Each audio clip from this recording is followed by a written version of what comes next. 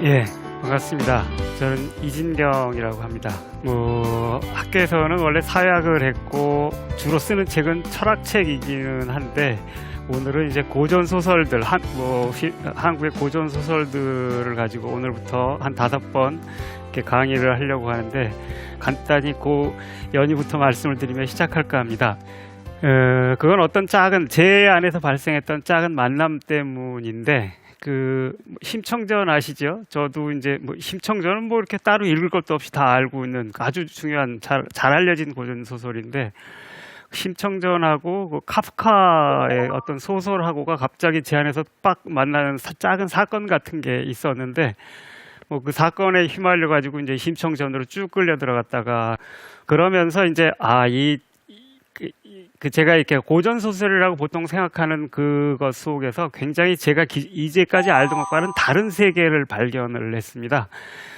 그리고 이제 그래서 그 세계가 굉장히 저로서는 이렇게 굉장히 새롭고 이렇게 경이로웠기 때문에 그 얘기를 조금 다른 분들에게도 알려드리고 싶다라는 생각에서 이런 강의도 하게 되었습니다. 일단 제일 먼저 이렇게 고전 소설이라고 심청전 말씀을 드렸지만 또 어떤 것들을 이렇게 생각나시나요? 고전 소설하면 떠오르는 소설들이 있죠? 예, 춘향전도 있고 흥부전도 있고 홍길동전도 있고 굉장히 다양한 소설들이 있는데 근데 이제 여러분들은 어떠신가요? 그 소설들 이렇게 제목을 들으면 벌써 대부분은 다 이제 내용 다 아시죠? 춘향전, 심청전, 흥부전 내용 모르는 사람이 한국 사람 중에 누가 있겠어요? 초등학생들도 다 알지 않습니까? 그리고 심청전은 뭐에 대한 소설이죠? 효에 대한 소설이고 흥부전은 형제간의 우애에 대한 소설이고 등등등등 춘향전은 정절에 대한 소설이고 답도 다 그러니까 교훈도 다 알고 있습니다. 그러니까 당연히 그거 볼 생각 안 드시죠? 그거 읽고 싶은 생각 드시는 분 있어요? 내용도 다 알지 교훈도 다 알지 도대체 읽을 이유가 뭐가 있겠어요. 그러니까 이제 대개 이런 소설들은 그냥 도서관에서 이렇게 먼지로 쭉 덮여가면서 무덤 속에 이렇게 파묻혀 있게 돼버리게 되지요. 그리고 사실 읽어도 재미있다는 생각을 하기가 쉽지 않습니다. 왜냐하면은 우리가 아는 게 그렇거든요. 사실 다 뻔한 얘기들밖에 없으니까. 근데 이제 그런 점에서 이 고전 소설이라고 하는 것은 정말 이렇게 우리의 눈밖에 있는 소설이라고 이제 얘기를 할 수 있을 것 같습니다.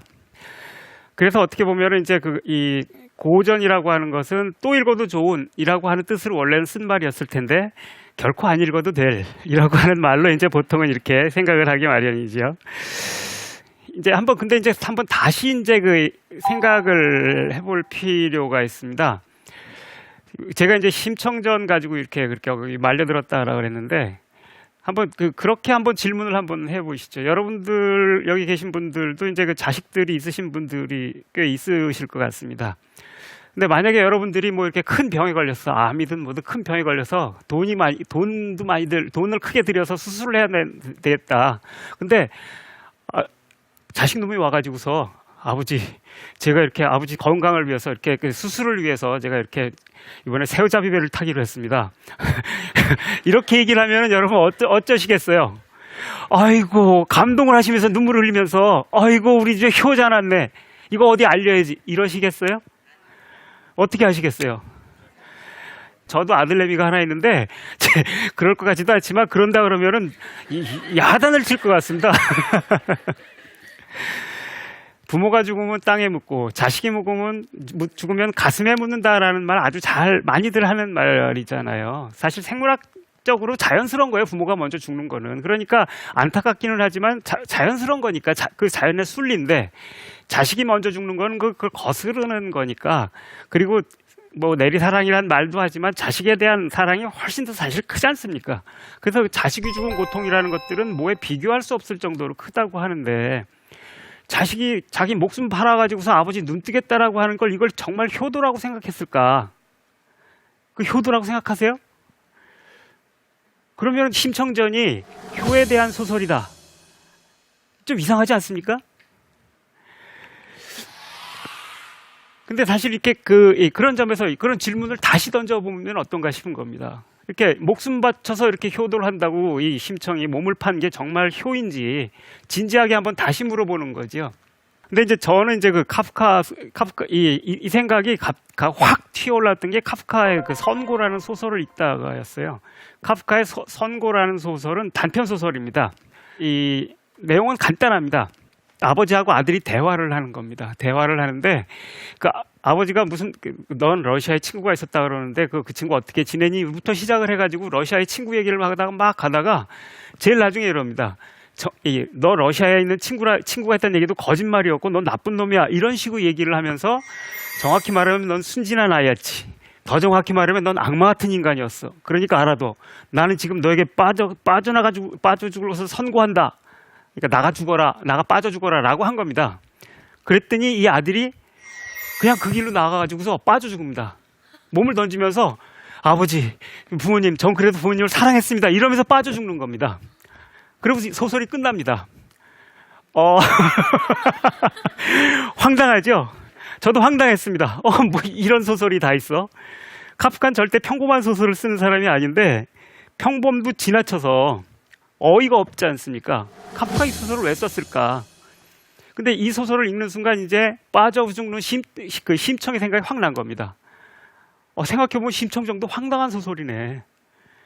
어떤 공통점이 있습니까?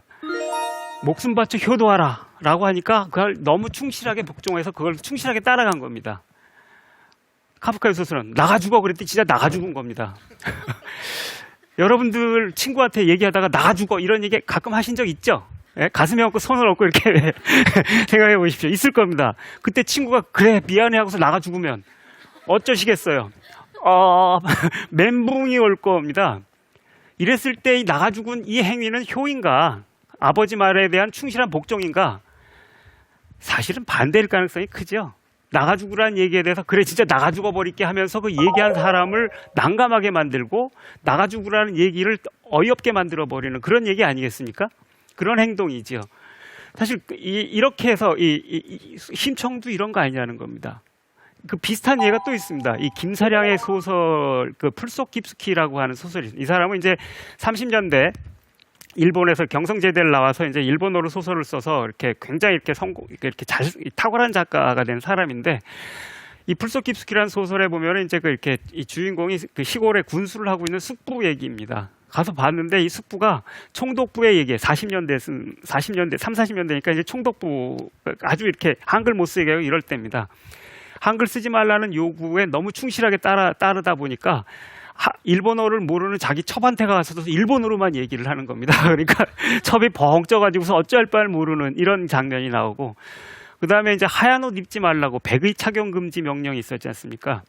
여러분도 뭐 백의 민족이라는 말을 잘 이렇게 많이 익숙하시겠지만 한국을 상징하는 옷이 정말 백의인가요? 한복 하면 여러분 한복 만들러 가서 백의 만드세요? 아니죠. 화려한 색동옷입니다. 색동옷. 색동으로 그렇게 화려하게 염색을 하려면 요새같이 화학약품이 있는 것도 아니고 그러니까 이렇게 이 돈이 많이 듭니다. 돈이 없으니까 당연히 그냥 흰 옷을 입은 거고 이 당시에도 그랬다는 겁니다.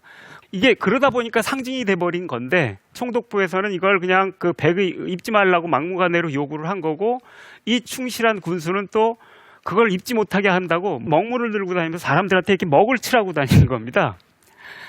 그러다가 자기 마누라가 아끼는 그 광목 거기다가 먹을 막 칠해버린 겁니다. 이래가지고 마누라한테 두들겨 맞고 쫓겨납니다. 이랬을 때 이 사람이 아까 그 카프카 소설하고 공통점이 있죠. 뭐뭐 하라라는 얘기를 너무 충실하게 과잉 충성을 해서 과잉 복종을 한 겁니다. 과잉 복종을 하다 보니까 복종하는 행위 자체가 웃음거리가 되죠. 그래서 그런 유머를 발생을 시킵니다.